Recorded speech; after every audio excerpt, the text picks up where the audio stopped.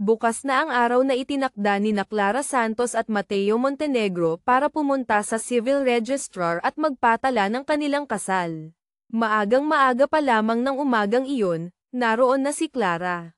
Nakatayo siya sa gitna ng malamig na hangin ng papatapos na tag-ulan. Nanginginig habang hinihintay ang lalaking mapapangasawa niya sa papel, na minsan pa lang niyang nakaharap. Tiningnan niya ang kanyang relo. Matagal nang lumipas ang oras na kanilang pinag-usapan. Wala pa rin siya. Hindi kaya, nagbago na ang isip niya. Wag naman sana. Pinaghirapan niya ito ng husto.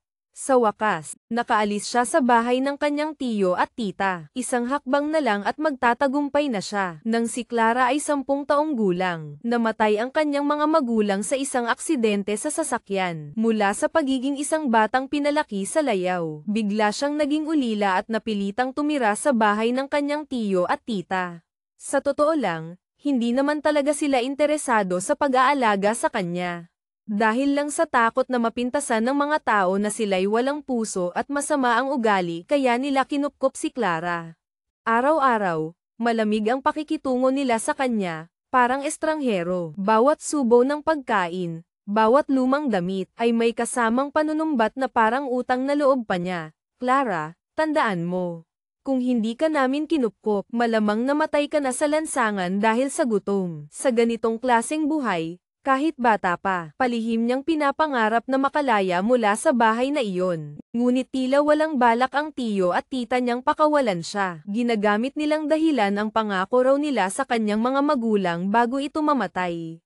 Naaalagaan siya hanggang sa makapag-asawa. Mukhang napakabuti ng kanilang hangarin. Ngunit ang totoo, itinuturing lang nila siyang isang kasangkapan. Isang kasangkapan para makakuha ng malaking dote o bride price. Kailangan lang nilang maipakasal siya sa isang mayamang pamilya. Kahit sino pa ang lalaki, kahit ano pa ang ugali, basta't may sapat na pera at benepisyo para mabawi nila ang gastos sa pagpapalaki sa kanya sa loob ng maraming taon.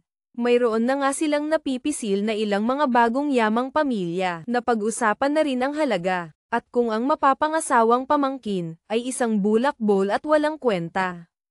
Para sa kanila, hindi iyon mahalaga. Sa harap ng ganitong planong puno ng pagkalkula, iisa lang ang pagpipilian ni Clara, ang humanap ng sarili niyang paraan para makatakas. Kaya naman, pagkatapos ng kanyang ika-20 kaarawan, nagpa siya si Clara na humanap ng sarili niyang mapapangasawa, ang pumili ng sarili niyang asawa. Kahit paano, ay may pagkakataon pa siyang pumili ng maayos, kaysa naman itulak siya sa kamay ng mga lalaking walang alam kundi magwaldas ng pera. Naawa sa kanya ang tadhana, at hindi rin niya hinayaang bumagsak ang sarili. Sa loob lamang ng isang buwan, nakahanap siya ng isang taong pinakaangkop sa kanyang sitwasyon. Ang taong iyon ay si Ginoong Mateo Montenegro. Ang lalaking hanggang ngayon ay hindi pa nagpapakita. Lumipas pa ang 20 minuto. Bakit wala pa rin siya? Habang siya'y balisa at hindi mapakali, isang makintab na itim na kotse ang dahan-daang huminto sa tapat mismo ng pintuan ng Civil Registrar. Sa pagtingin pa lang sa mamahaling plaka ng sasakyan, sigurado na siyang iyon ang taong hinihintay niya. Nagmamadaling tumakbo si Clara para salubungin ito. Naunang bumaba ang driver, umikot sa kabilang panig ng sasakyan para pagbuksan ng pinto. Isang pares ng mahahabang binti na nakasuot ng eleganteng suot ang lumabas mula sa kotse. Naka-sunglasses ang lalaki. Ngunit hindi nito maitago ang gwapong mukha, matangkad na tindig, at ang malamig at mapagmataas na aura na tila ba isinilang siyang nakatataas sa iba. Napatingin si Clara sa kanya, hindi mapigil ang mapabuntong hininga ng may panghihinayang, kung hindi lang dahil sa kanyang pagkabulag, sa kalagayan niyang ito. Ang panganay na tagapagmana ng mga Montenegro, gaano karaming babae ang mag-uunahan para mapang-asawa at makapasok sa mansyon ng mga Montenegro.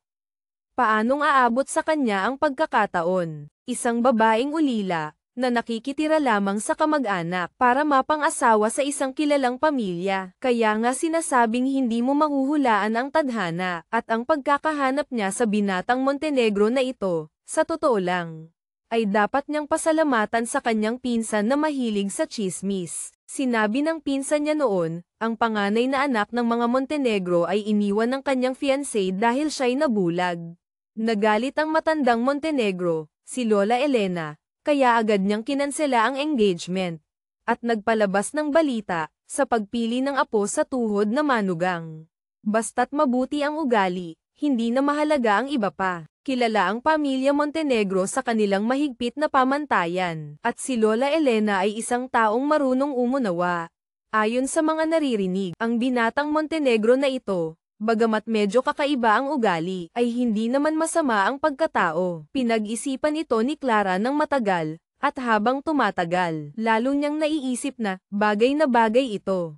Sa mismong araw na iyon, lakas loob siyang humiling na makausap si Lola Elena, at walang atubiling inalok ang sarili. Noong una, hindi siya umaasa ng malaki, ngunit laking gulat niya nang mukhang nasiyahan si Lola Elena. Hindi lang pumayag, agad pa niyang inayos ang pagkikita nila ni Mateo Montenegro, at ang mas ikinagulat niya ay hindi rin tumutol ang lalaki, nang ibalita niya ito sa kanyang tiyo at tita. Nang marinig pa lang nila ang tatlong salitang pamilya Montenegro, agad silang pumalakpak sa tuwa, hindi na nag-isip pa ng kahit isang segundo.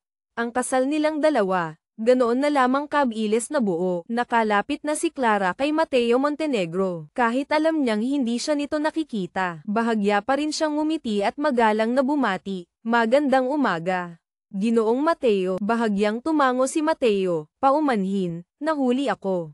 Matrapik sa daan." "Ayos lang po, basta't dumating kayo," mabilis niyang sagot, habang nakahinga ng maluwag sa kalooban. Ang lalaking ito, bagamat mukhang suplado, nag-abala pa ring magpaliwanag sa pagkahuli, sapat na para ipakita na may pinag-aralan siya. Kaya lang, sa pagitan nilang dalawa, ang pormalidad ay parang isang opisyal na diplomatikong pagpupulong. Magkasama nga ngunit parang ang layo sa isa't isa. Ang pagiging magalang ay nakakatawa na. Sa kasaysayan ng civil registrar, marahil ay iilan lang ang katulad nila, isang bagong kasal na mag-asawang ganap na estranghero sa isa't isa. Ganito na lang ba, ngayong gabi, kailangan na talaga nilang magsama sa iisang kama. Ang isipin pa lang ay hindi nakapanipaniwala. Sa tulong ng assistant ni Mateo, naging napakabilis ng proseso ng pagpaparehistro ng kasal. Pirma dito, thumb mark doon, at hihintayin na lang na may print ang marriage certificate.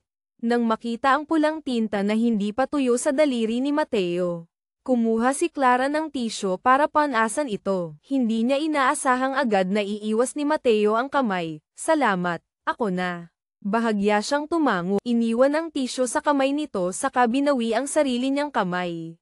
Maingat na isinilid sa bulsa. Nararamdaman niya ng malinaw na ang madalyang kasal na ito, kahit para sa binatang Montenegro, ay hindi pa rin niya lubos na matanggap. Kung gayon, dahan-dahan na lang siguro. Tutal, ayaw naman niyang siya pa ang mag-alok ng sarili, tapos ituturing lang siyang istorbo. Yumuko si Clara, tahimik na naghintay na makuha ang marriage certificate.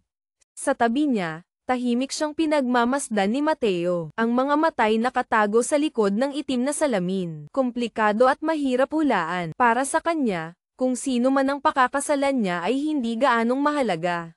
Basta't masaya ang kanyang lola, tatanggapin niya. Kaya lang, ang piniling asawa ng lola niya para sa kanya ay talagang napakabata.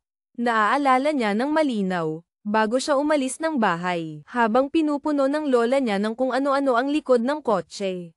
Makahulugan itong nagbilin, "Bagong kasal kayo, ang mga bata kung minsan pabaya. Kailangang magpalakas ng katawan, naiintindihan mo ba? Puro pampalakas ang laman ng compartment, yam, sea cucumber, goji berries." Lahat ay puno ng nakatagong kahulugan, at hindi masambot na inaasahan mula sa kanyang lola. Nang maisip ang umaasang tingin na iyon, hindi maiwasan ni Mateo na mapabuntong hininga. Ang babaeng ito ay 20 taong gulang pa lang, mas bata sa kanya ng 7 taon. Nang magsimula siyang magtrabaho, ito'y nag-aaral pa lang para sa high school entrance exam. Sa unang sandali pa lang na nakita niya ito, pakiramdam niya'y para siyang lumalabag sa batas. Paano niya magagawang hawakan man lang ang batang ito? Natapos na ang pagbibigay ng marriage certificate. Kinuha ito ni Clara, maingat na itinago sa kanyang bag. Kasama si Mateo, lumabas sila ng civil registrar at sumakay sa kotse. Mula sa araw na ito, opisyal na silang titira ng magkasama sa bahay na inihanda para sa kanila. Walang kasalan, walang handaan, ni walang picture taking. Simpleng-simple, pagkatapos pumirma, uwi na para magsama. Ang mga gamit niya ay naipadala na roon kahapon pa. Marahang dumaos-dos ang kotse sa malalaking kalsada, at sa wakas ay huminto sa harap ng isang madilim na kulay abong villa sa isang suburban area. Sa artistikong bakal na bakod, dala ng bawat ihip ng hangin ng tag-ulan ang banayad na halimuyak ng sampagitan na marahang dumadampi sa ilong. Ang bahay na ito ay espesyal na inihanda ni Lola Elena para sa bagong kasal. Bawat sulok ng hardin, bawat tanim, ay personal niyang pinamahalaan. Pagtingin sa malaking istruktura sa kanyang harapan, biglang bumigat ang dibdib ni Clara. Silang dalawa, halos estranghero, ni hindi pa nagkahawak kamay. Ngunit dahil lang sa isang pirasong papel, ngayong gabi ay kailangan na nilang matulog sa iisang kama. Para kanino man, mahirap itong tanggapin. Siyempre, hindi siya naiiba. Ngunit, ito ang landas na pinili niya. At dahil pinili na niya, gaano man kahirap, pipilitin niyang magpatuloy. Tinanggal niya ang seatbelt, humarap sa lalaking katabi, at mahinahong nagsalita, "Maupo na lang po kayo riyan, ako na ang bababa para magbukas ng pinto." Ngunit, biglang nagsalita si Mateo, "Sandali lang. Mayroon akong gustong sabihin sa iyo." Ang assistant na si Leo na nakaupo sa harap ay agad na naintindihan ang ibig sabihin. At mabilis na bumaba ng kotse. Ang iceberg na katabi niya ay biglang nagsalita, na medyo ikinagulat ni Clara. Kahit ilang beses pa lang silang nagkausap, malinaw niyang nararamdaman na ang taong ito ay hindi basta-basta unang kumikibo. Maayos siyang umupo uli, at likas na gumamit ng magalang na pananalita. "Sige po, Ginoong Mateo. Makikinig po ako." Ang salitang, "Ginoong," na puno ng distansya ay lalong nagparamdam kay Mateo ng pagkailang. Bahagya siyang tumagilid, at dahan-daang nagsalita, "Maaaring hindi nasabi sa iyo ni Lola. May kanser siya. Sabi ng doktor, kahit alagaan ng mabuti, mga 2 taon na lang ang itatagal niya. Ang pagpapakasal ko sa iyo ay para lang mapanatag siya, para hindi na niya ako alalahanin pa." Huminto siya sandali bago nagpatuloy.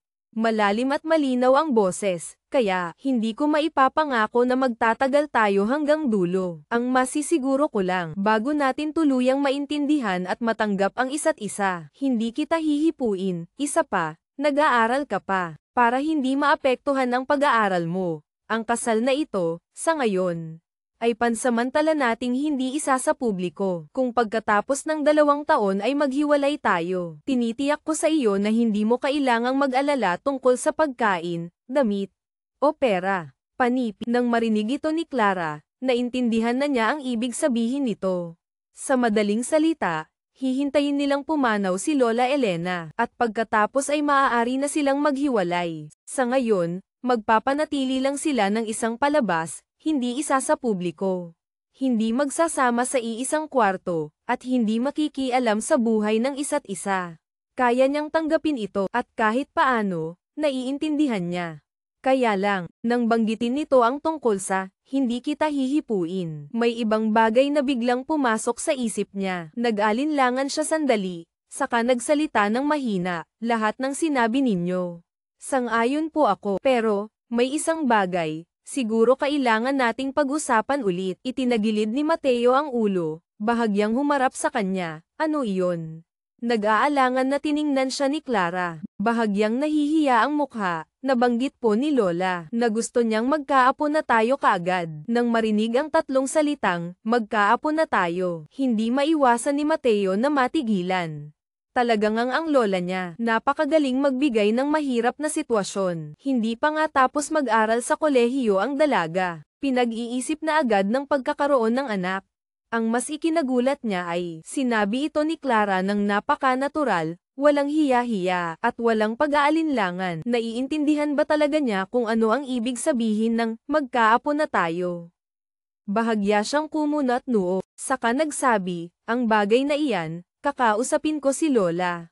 Hindi mo na kailangang isipin ng husto. Mag-focus ka muna sa pagtatapos ng kolehiyo." Nang marinig iyon, tila guminhawa rin ang pakiramdam ni Clara. May bahagyang ngiti sa kanyang mga mata. Pagtingin sa malinaw niyang mga mata at maaliwalas na mukha, biglang lamambat ang kalooban ni Mateo. Siya yung tipo ng taong may medyo bilugang mukha, may pagka-inosente ngunit napaka-cute. Sa unang tingin pa lang ay magaan na sa pakiramdam, lalo na ang kanyang mga mata, maliwanag, malinis, na kapag tinitigan ay nagdudulot ng kapayapaan. Isang babaeng tulad nito, sa isang tingin pa lang ay mapagkakatiwalaan na. Kaya hindi na dapat masyadong nag-iingat si Mateo. Pwede naman niyang sabihin ng malinaw ang katotohanan sa likod ng kanyang mga matang bulag. Ngunit pag-isipang mabuti, mas mabuting obserbahan pa muna ng ilang panahon. Pagkatapos noon, nagpatuloy silang dalawa sa paglilinaw ng ilang praktikal na usapin sa kanilang pagsasama. Tungkol sa tirahan, sabi ni Mateo, karaniwan, hindi ako tumitira dito, pero laging naririto ang mayordomo at mga katulong. Kung may kailangan ka, sabihin mo lang ng direkta sa kanila. Panipi, si Clara ay kasalukuyang nag-aaral sa kolehiyo sa University Belt. Dati, dahil nagkaproblema siya sa enrollment dahil nagkasakit, hindi siya nakapag-apply sa dormitoryo, at palaging nasa bahay ng tiyo at tita niya. Ngayong lumipat siya sa bagong lugar na ito, hindi naman gaanong kalayuan sa eskwelahan.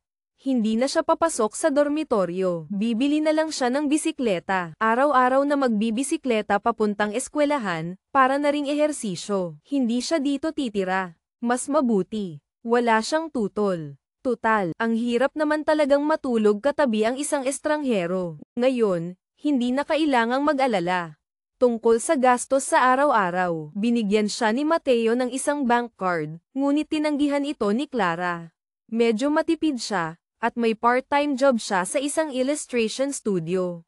Ang isang maliit na drawing ay kumikita ng mga 1 Philippine peso, 500. Sapat na para sa kanyang pang-araw-araw na gastos. Ayaw niyang gumastos ng pera nito. Nang makita ni Mateo na desidido siya, hindi na niya pinilit. Kaya lang, napakabait ng babaeng ito. Lahat ay sinasang-ayunan, walang tutol. Kaya medyo nakakaramdam siya na parang sinasamantala niya ito. Kaya nagtanong siya, mayroon ka pa bang ibang kahilingan? Pwede mong sabihin ng diretso. Ngumiti si Clara na parang sikat ng araw sa tagsibol. Wala po akong espesyal na kahilingan. Kaya lang, wala pa po akong contact number ninyo. Pwede po bang mag-add tayo sa Viber?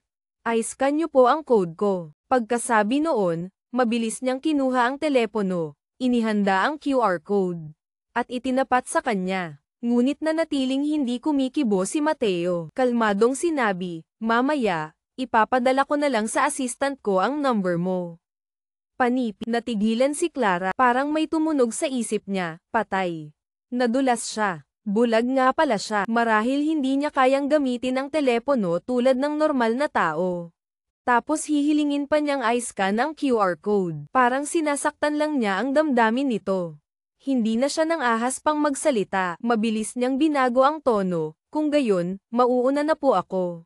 Ingat po kayo sa daan. Tumango si Mateo. Mabilis na bumaba ng kotse si Clara. Tumayo sa gilid ng kalsada at pinanood ang papalayong sasakyan. Nang lumiko ang kotse sa isang kanto, hindi na malayang napalingon si Mateo. At sakto namang nakita niya itong nakatayo roon, bagsak ang mga balikat, na parang nabunutan ng tinik. Mukhang kapag kasama niya, talagang tensyonado ang batang ito. Ang sinasabing, natural, kalmado, marahil ay pilit lang na pagpapanggap. Malinaw naman na sinubukan niyang maging banayad, pero bahagya siyang kumunat noo, umiling sa isip. Hayaan na lang na medyo matakot siya sa kanya, para hindi na siya guluhin pa. Ngunit nagkakamali siya. Sa mga sumunod na araw, hindi man lang siya kinontak nito. Napakatahimik na parang hindi siya nag-e-exist. Hindi may kakaila. Medyo nasiyahan si Mateo sa batang asawang pinili ng lola niya para sa kanya. Talagang, hindi sakit sa ulo. Sa panig naman ni Clara, napakagaan din ng buhay. Tuwing umaga, minamaneho niya ang kanyang bagong bisikleta papuntang eskwelahan. Sa hapon, kung walang klase, nasa bahay siya at nagdo-drawing ng mga illustration. Inayos ni Lola Elena para sa kanya ang isang maliit na hardin na kakaiba. May mga rattan na upuan at mesa, mga bulaklak at halaman, mga ibon at isda. At paminsan-minsan ay may ilang pas ang ligaw na sumusuot sa kawayan na bakod. Lahat ay nagiging inspirasyon sa ilalim ng kanyang lapis. Napakapayapa ng buhay. Ang mayordomo ng mga Montenegro, si Mang Dameng, ay mabait din. Nang malaman niyang mahilig siyang mag-drawing ng maliliit na hayop, espesyal pa niyang dinala ang matandang aso mula sa lumang bahay para gawin niyang modelo. Ang mga katulong sa villa ay pawang mga may edad na, at ang pakikitungo kay Clara ay parang tunay na apo. Hindi pa siya nakatanggap ng ganito karaming kabaitan sa buong buhay niya. Pakiramdam niya, ang kasal na ito ay isang napakatalinong hakbang, kaya minsan, kahit sa panaginip ay napapangiti siyang nagigising. Sayang lang, madalas maikli ang masasayang araw. Sa gabi ng ika-7 araw pagkatapos ng kasal, katatapos lang niyang maligo. Nagpalit ng manipis na pantulog na damit at umakyat sa kama. Kapatay pa lang niya ng ilaw at pahiga na. Narinig niya ang pagbukas ng pinto ng kwarto. Ayon sa kanyang nakasanayan, pagkatapos ng 9:00 ng gabi, ang mayordomo at mga katulong ay bumabalik na sa kani-kanilang pahingahan. Maliban kung may emergency, walang sino man ang umaakyat sa ikatlong palapag. At wala rin siyang ugaling i-lock ang pinto. Gayunpaman, kung katulong man iyon, kakatok muna. Sino yan? Agad na bumangon si Clara at akmang bubuksan ang ilaw sa tabi ng kama.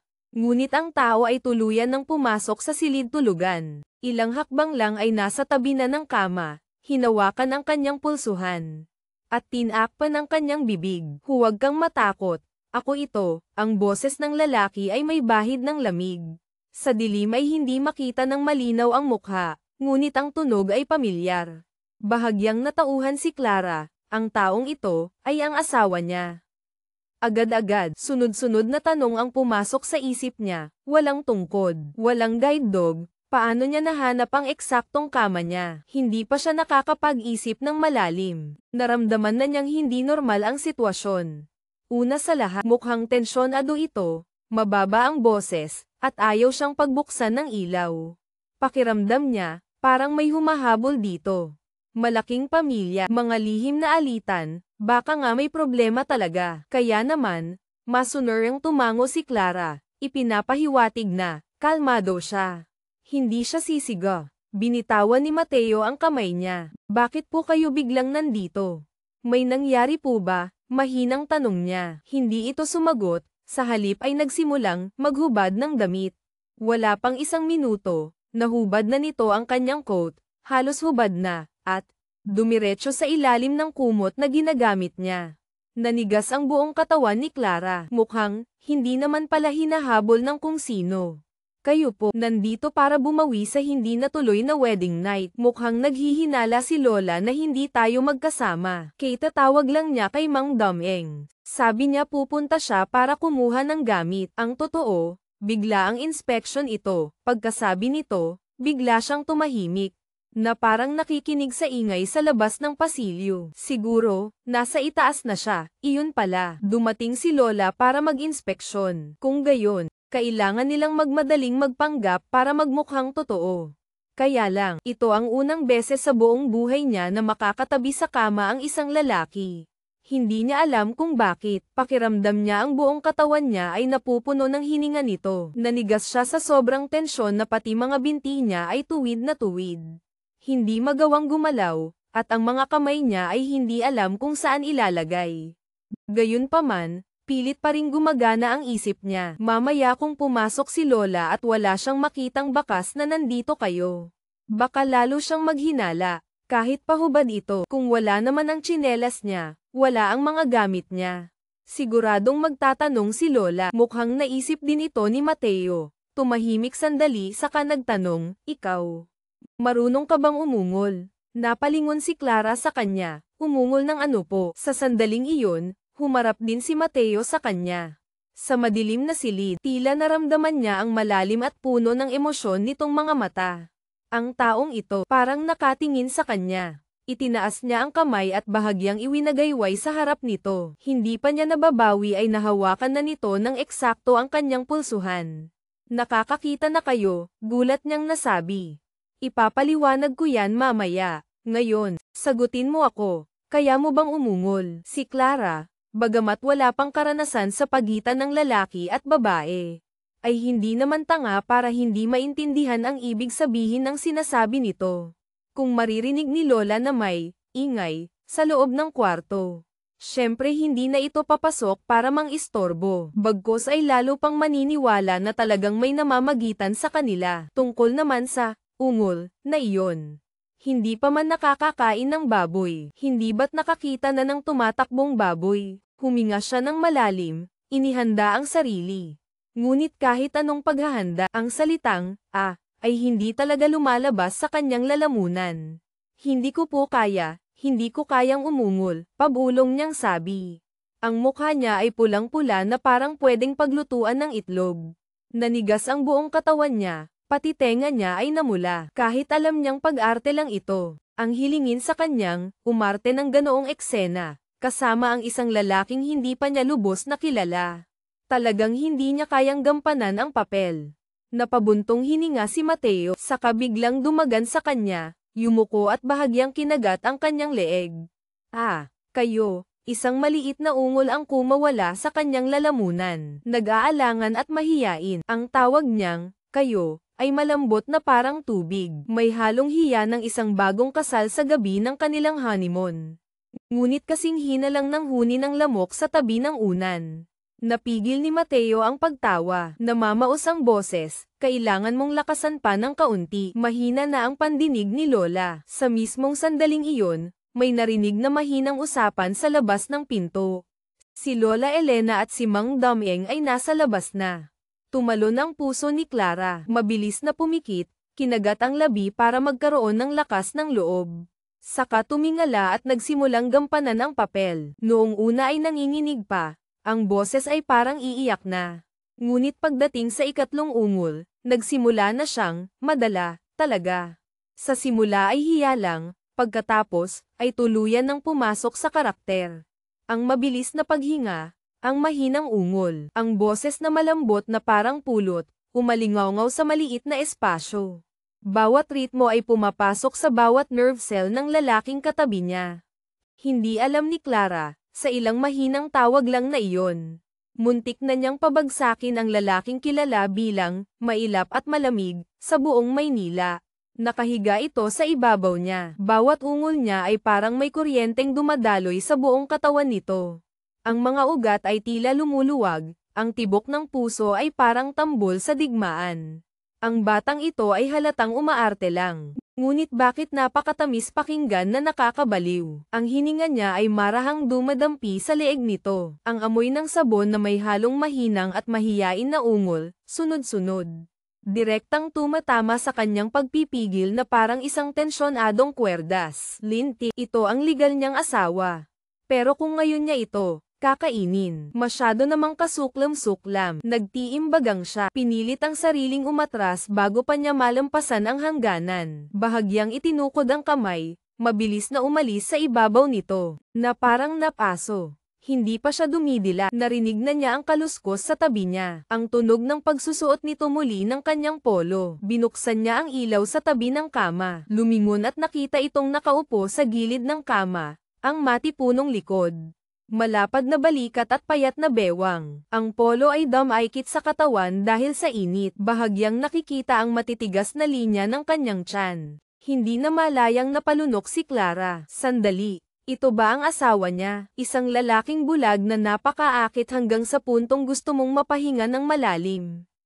Niyakap niya ang kumo na parang niyayakap ang huling hibla ng kanyang katinoan. Mahinang nagtanong, si Lola, umalis na po ba? Oo. Bakit hindi niyo po sinabi agad? Malamig pa rin ang boses nito. May iba akong iniisip, nakalimutan ko. May iniisip ang malambot niyang labi na bahagyang nakaawang. Iniisip kung paano ko kontrolan ang dibdib na umaalon dahil sa pagnanasa. Iniisip kung paano pipigilan ang sarili na gumawa ng bagay na lampas sa hangganan. Hindi alam ni Clara, ngunit habang lalo siyang nagiging magaling sa pag-arte, lalong dumidilim ang tingin sa kanya ng lalaki. Sa totoo lang, simula pa lang nang umalis si Lola, alam na niya. Ngunit, bakit ba kasi ang cute mong umungol? Ang iba'y, nagbubulag-bulagan, para itago ang sikreto. Pero kung magpapatuloy ka pa ng ganito, natatakot siyang hindi na niya kayanin pang magpanggap ng matagal. Ang tinatawag na, Kasal na pang-display, tila unti-unti nang nag-iiba ng anyo. Ang bagay na ito ay hindi simple. Nang matanto ang kabigatan ng sitwasyon, agad na nakaramdam ng kilabot si Clara sa kanyang likuran. Sa sandaling iyon, nagsalita si Mateo tungkol sa mga mata ko. Kalahati pa lang nang sinasabi nito, natatarantang pinutol na siya ni Clara. Ginoong Mateo. Napalingon ito sa kanya. Ang mga matay tahimik na parang lawa sa gabi, malalim at hindi mat-eret.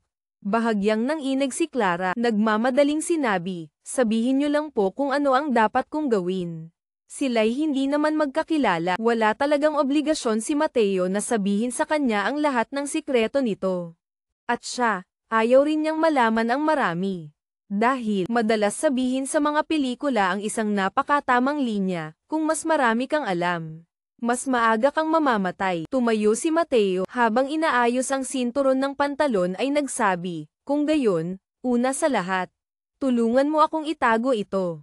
Huwag mong sasabihin kahit kanino. Walang problema, tiyak na sagot ni Clara. Saka bahagyang nag-alinlangan. Pero, alam po ba ni Lola? Tumango ito, alam ni Lola, alam ni Mang Domeng. Alam ng ilang katulong dito at ng ilang taong pinagkakatiwalaan ko. Alam din nila, sa madaling salita, siya lang pala ang inosenteng walang kamuwang-muwang. Sakto namang may tatlong mahinang katok sa labas ng pinto. Sumunod ang boses ni Mang Domeng. Ang pinagkakatiwalaang mayordomo ng pamilya Montenegro, Senyorito. Pwede na po bang pumasok? Pasok. Sagot nito. Agad na pumasok si Clara sa kabilang kwarto. Itinayo ang tenga para makinig. Binuksan ni Mateo ang pinto. Si Mang Domeng ay nakatayo sa labas. Nag-uulat na nakaalis na si Lola. Ngunit espesyal na idiniin ang isang bagay. Pansamantala, dapat nang lumipat dito ang senyorito. Dahil lumipat na si Lola sa mismong villa sa tapat nila. Natigilan si Mateo, sa tapat, bahay din natin yun. Opo. Nang binili itong bahay na ito, binili na rin ni Senyora ang nasa tapat. Nang marinig iyon, hindi lang si Mateo ang natahimik, pati si Clara sa loob ng kwarto ay natulala. Tapos na. Mula ngayon, ang pangarap na, magkahiwalay ng kwarto, o, hindi pakikialaman ang isa't isa, ay pangarap na lang. Dahil kapag nahuli sila ni Lola, lagot. Pagkatapos magulat ni Mang Domeng, tahimik itong umalis. Bumalik si Mateo sa silid tulugan. Nagkatinginan silang dalawa, nagtagpo ang kanilang mga mata. Hindi na kailangan pang magsalita para malaman ang sitwasyon ngayon. Wala nang atrasan. Si Clara ang unang bumasag sa katahimikan. Ako na lang po ang lilipat sa sala. Dito na lang po kayo magpahinga. Pagkasabi noon, bumaba siya ng kama. Niyakap ang kumot at unan. Handa nang umatras. Ngunit iniabot ni Mateo ang kamay at pinigilan siya sa balikat, hindi na kailangan. Dito ka lang. Sa kabilang kwarto ako matutulog. Hindi na hinintay ang sagot niya. Kinuha na nito ang kumot at unan sa kamay niya, at lumabas ng kwarto. Sandali lang po, yan po ang kumot at unan ko. Ngunit hindi pa niya natatapos ang sasabihin, nawala na ang tao. Natulala si Clara ng ilang segundo. Pagkatapos, bahagyang nagkibit balikat, sige na nga, kung hindi siya naiilang. Edi okay lang. Sa mismong pagkukusa niyang ibigay ang kama, at pumayag na matulog sa ibang kwarto. Sa mata ni Clara ay malaking puntos na iyon. Ang imahe ng nagbubulag-bulagang CEO, ay agad na na-upgrade bilang mabuting asawa ng taon. Mula sa araw na iyon, opisyal nang lumipat si Mateo sa maliit na villa na ito. Nasa magkaibang kwarto sila sa iisang bahay. Walang naging problema sa kanilang pamumuhay. Si Clara ay laging maagang gumigising tuwing umaga. Nagjo-jogging ng 2 ikot sa lawa sa loob ng subdivision. Eksaktong 5 kilometro. Pag-uwi ay naliligo. Dala ang isang karton ng gatas at nilagang itlog. Sumasakay sa bisikleta at dumidiretso sa eskwelahan. Kamakailan, laging may klase siya sa hapon, kaya sa kantin na siya nanananghalian. Pag-uwi sa gabi, konting prutas o cake lang ang kinakain bago magpahinga. Kaya naman, kahit magkasama sila sa iisang bahay, sa loob ng 3 araw, sila ni Mateo ay hindi pa nagkasabay kumain kahit isang beses. Ni hindi nga sila nagkikita ng madalas. Paminsan-minsan, kapag napapadaan siya sa tapat ng kwarto nito, naririnig niya itong nakikipag-usap sa telepono. Mababa ang tono, seryoso ang pananalita. Minsan pakiramdam pa niya ay parang nagpapatakbo ng isang meeting. Ngunit sa pagkakaalam niya, si Mateo Montenegro ay hindi nagtatrabaho sa kumpanya ng pamilya Montenegro. Sa mata ng ibang tao, isa lang siyang bulag na senyorito na walang ginagawa. Pero ngayon, malinaw na may sarili itong trabaho, at mukhang hindi simple. Kung ano ang ginagawa nito, hindi nito sinasabi. Hindi rin siya nagtatanong. Tutal, kailangan niyang ingatan ang sarili niyang buhay. Isa lang ang bagay, natuklasan niyang ang legal niyang asawa ay palalim ng palalim ang misteryo. At lalong nakaka-curious. Sa panahong iyon, hindi na bumalik si Lola, kaya hindi na kailangang ipagpatuloy ni na Mateo at Clara ang pag-arte bilang mag-asawang nagmamahalan. Kaya lang, minsan ay kusang pumunta si Clara sa kabilang bahay para bisitahin si Lola Elena. Nagkwentuhan sila sa labas ng bahay, at tinulungan pa niya itong mag-ayos ng ilang halaman. Ang bagong buhay pagkatapos ng kasal, ganoon lang, payapa. Ngunit kakaiba nagsimula. Ang problema, nabanggit na naman ni Lola ang tungkol sa pagkakaroon ng apo. Pagkarinig ni Clara, halos lumipad ang kaluluwa niya. Nagmamadali siyang tumakas pa uwi ng gabing iyon. Ang buhay ay tila bumalik sa dating tahimik na landas. Ngunit sa ika-4 na araw mula ng opisyal na lumipat si Mateo, isang hindi inaasahang pangyayari ang naganap. Ng araw na iyon, si Clara, gaya ng dati, ay maagang gumising para pumasok sa eskwelahan. Si Mateo naman ay lumabas para asikasuhin ang trabaho. Malapit na magtanghali, pauwi na siya. Dumaan ang kanyang kotse sa campus ng universidad kung saan nag-aaral si Clara. Ang assistant na si Leo Reyes na nasa passenger seat ay nagsalita, ito po ang eskwelahan ni Ma'am Clara. Malapit na rin sigurong matapos ang klase niya, wala siyang pasok sa hapon.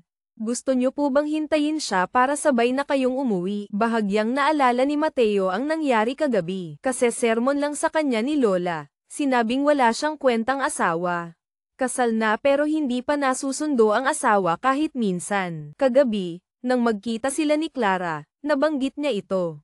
Ngunit ngumiti lang ito, magalang na tumanggi, sabi niya, okay lang magbisikleta, hindi na kailangang abalahin pa siya sa pagsundo. Pero kaninang umaga, hindi nito dinala ang bisikleta. Bahagyang tinapak ni Mateo ang kanyang daliri sa armrest, hintayin natin. Panipi, para na rin mapanatag kahit kaunti si Lola. Pagsapit ng alas 11:50 ng umaga, tumunog ang bell. Sunod-sunod na lumabas ang mga estudyante mula sa mga lecture hall. Mula sa malayo, natanong na ni Mateo ang pamilyar na anyo ng kanyang batang asawa. Nakataas ang buhok nito na naka-ponytail, may yakap na ilang libro. Ang mga hakbang ay magaan na parang sumasayaw palabas ng gate ng eskwelahan.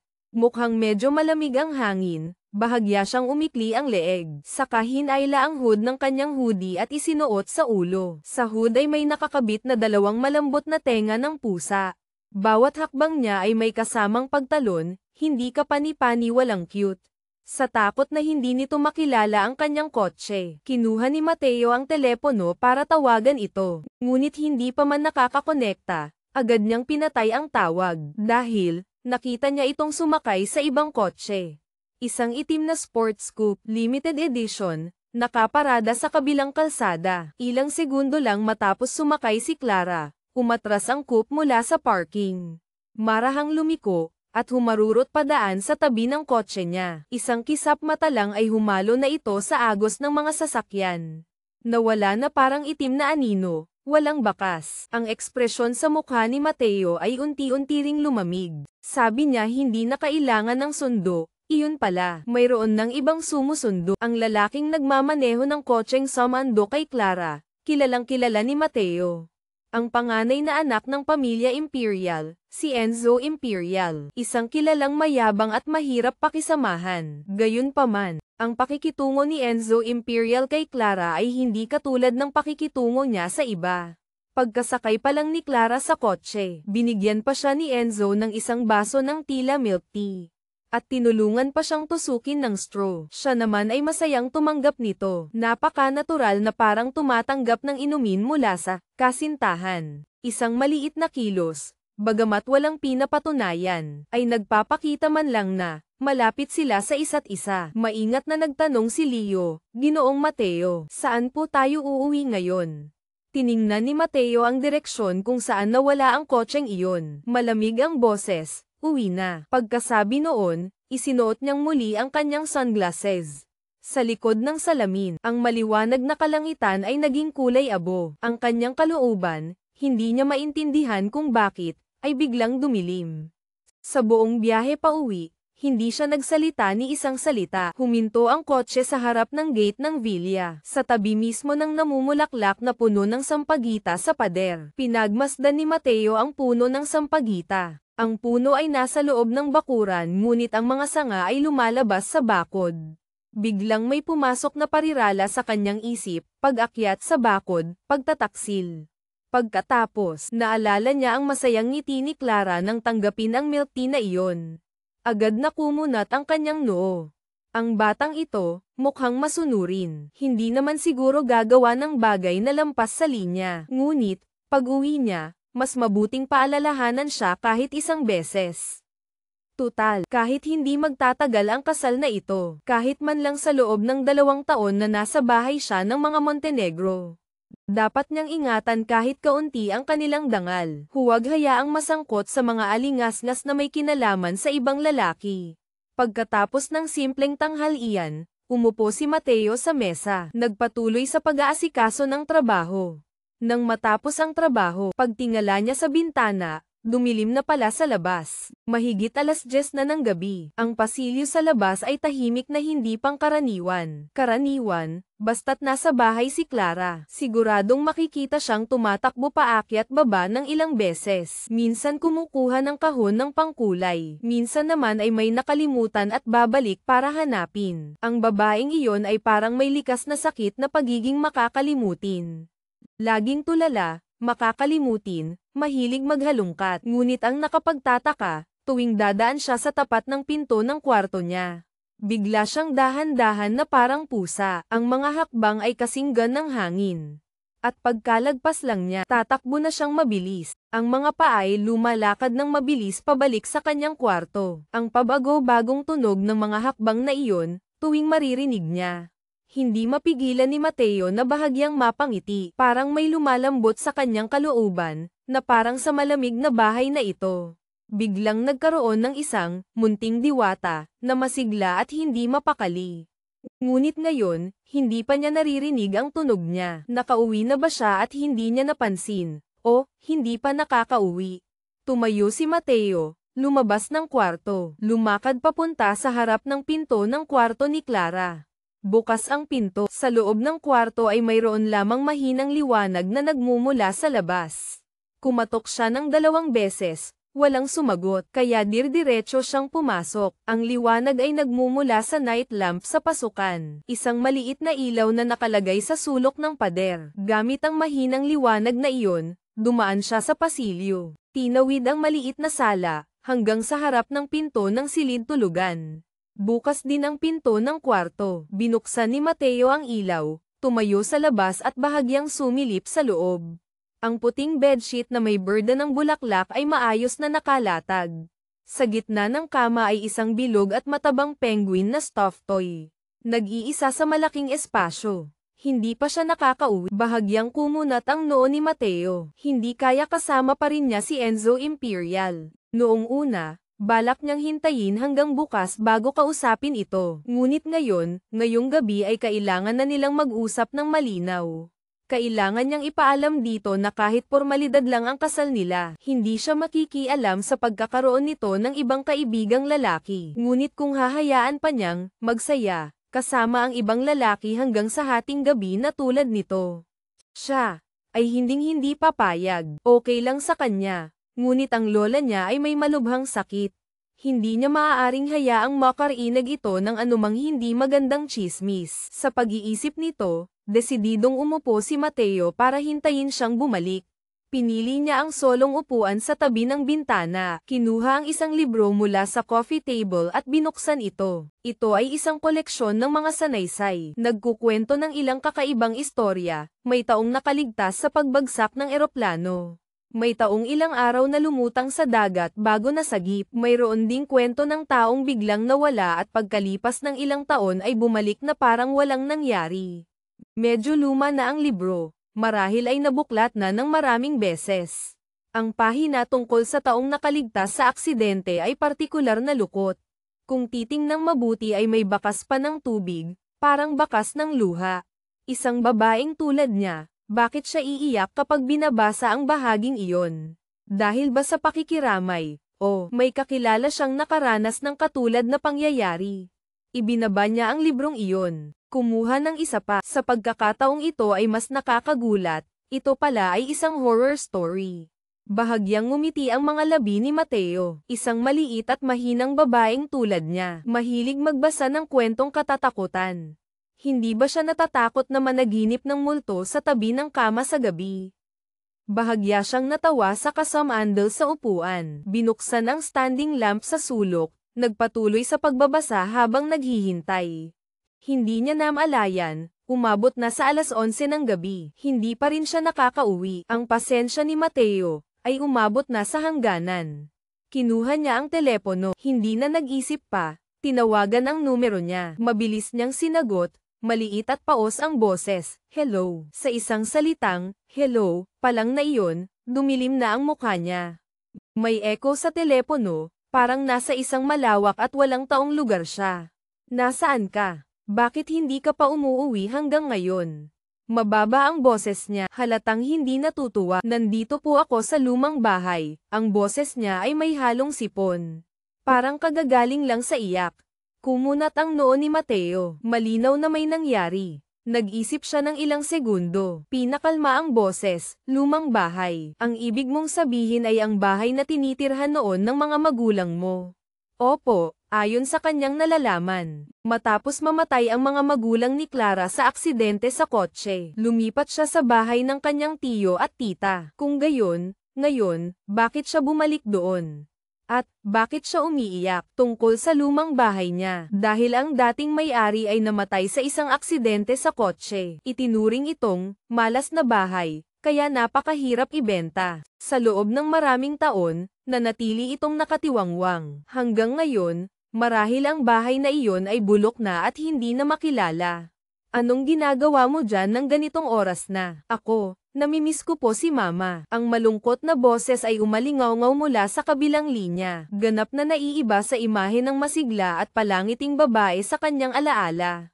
Biglang bumigat ang atmosfera. Hindi kaya, may nangyari. O baka naman ang Enzo Imperial na iyon ay naglakas loob na saktan siya.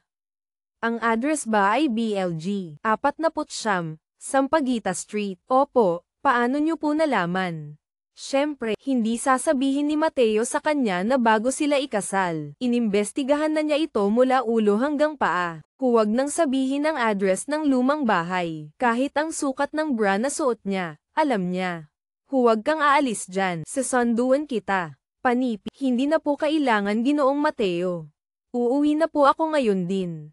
Pabilis ang boses niya, ngunit habang naririnig niya itong nagsasabi niyan, lalong nararamdaman ni Mateo na mayroong hindi tama. Lumamig ang boses niya, huwag kang aalis. Darating ako dyan sa loob ng 20 minuto. Eksaktong 20 minuto ang lumipas. Isang itim na SUV ang biglang huminto sa harap ng gate ng villa sa BLG 49 na Sampaguita Street. Bumaba siya ng kotse, itinulak ang kinakalawang na bakal na gate at dumiretso sa loob ng bakuran. Iyon ay isang 4 na palapag na villa. Ang harapan na gawa sa mamahaling bato ay ngayoy kulay abo na dahil sa alikabok. Ang hardin sa harap ng bahay ay puno ng damo. 2 puno ng mangga ang magulo ang mga sanga. Puno ng bulok na bunga ang ilalim. Kahit na matagal nang abandonado ang bahay, pagtingin mula sa labas, madali pa ring maiisip ang dating karangyan ng pamilya Santos. Kung buhay pa ang mga magulang niya, marahil siya ngayon ay katulad din ng ibang mga senyorita. Pinalaki sa karangyan, hindi na kailangang maagang ipakasal sa isang asawang hindi niya naman kilala. Ngunit hindi ito ang oras para mag-isip ng malalim. Binuksan ni Mateo ang flashlight. Malalaking hakbang na pumasok sa loob ng bahay. Ang amoy ng lumang alikabok ay sumalubong sa kanya. Sa kahabaan ng pasilyo, nakita niya ang mga bakas ng rubber shoes na nakamarka sa maalikabok na sahig. Ang sukat ay nagpapakita na sapatos niya iyon. Walang ibang bakas ng sapatos. Kahit papaano ay nagpapatunay na mag-isa siyang pumunta. Ngunit hindi maaaring isantabi ang posibilidad na may naunang pumunta roon bago umalis. Sinundan ang mga bakas ng sapatos. Mabilis na umakyat si Mateo sa ikalawang palapag. Mula rito, hindi na gaanong malinaw ang alikabok. Akmang tatawagin na niya ito nang lumingon siya. Nakita niya ang pinto ng isang kwarto sa kanan na nakabukas. Pumasok siya, at nakita niya ito.